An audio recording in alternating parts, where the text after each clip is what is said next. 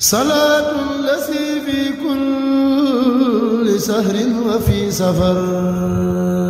mbokki Sénégal mbokki àdduna yéen ñi doon yittewoo café bu neex café bu set te sell seen jaaxle jeex na waaw café Touba fondation ànd jëfal Serigne Saliou yegsi na café bu neex café bu set te sell café bi nga xam ne dañu ko dosage ba mu très bien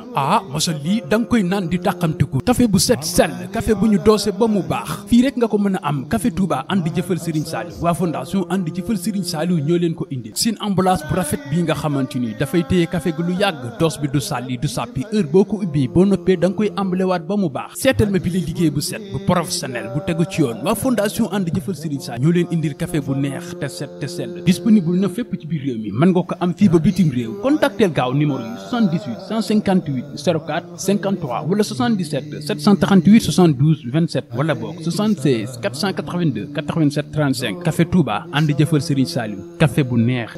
salaatun wa tasliimun ma'al bisri sarmadan